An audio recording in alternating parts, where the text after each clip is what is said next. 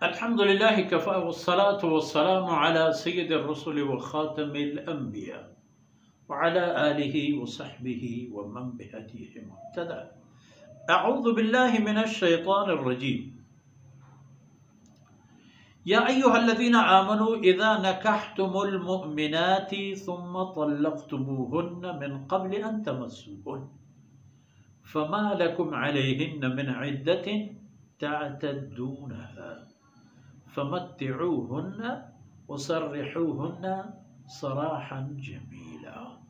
سبحانك لا علم لنا إلا ما علمتنا إنك أنت العليم الحكيم. رب اشرح لي صدري ويسر لي أمري واحلل عقدة من لساني يفقه قولي واجعل لي وزيرا من أهلي رب زدني علما وارزقني فهما ثم أما بعد.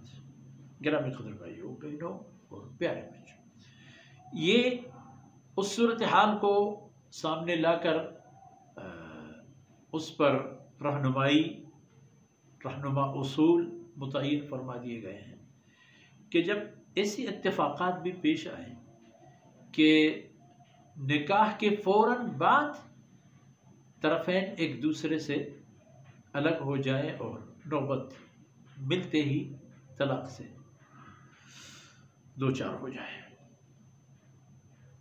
ایک تو یہ ہے کہ طلاق اختلاط کے بعد ہو جائے، اس کی شرائط کچھ اور ہے.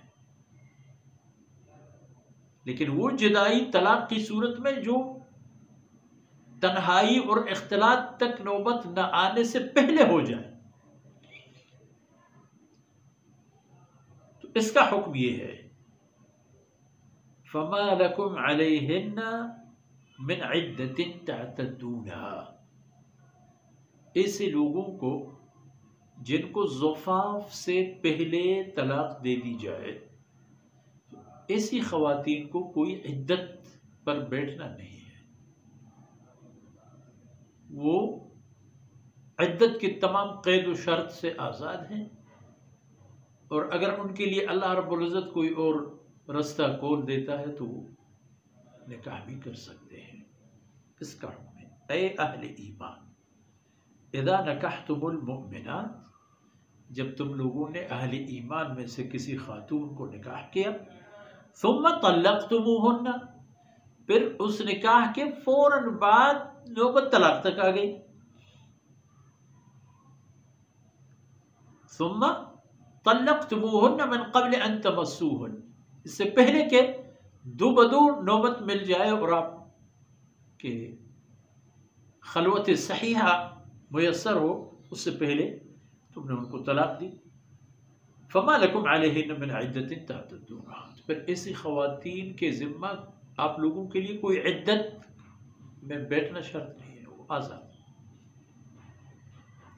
اگر یہ بات ہوئی فمتعوہن، ان لوگوں کو کچھ نہ کچھ دے دو جو تم نے متعین کیا ہے. اس کے خیر فقہی مسائل ہیں اور علماء سے پوچھا جا سکتا ہے. تو اس کی ترتیب یہی ہے کہ وہ ان کو آزاد کر دیجئے، اور لیکن ان کو کچھ ساز و سامان ضروریات زندگی دیجئے تاکہ اس کی دلجوئی ہو جائے اور اس کو کسی اور کے سامنے ہاتھ پھیلانے کی نوبت اور ضرورت نہ آ جائے.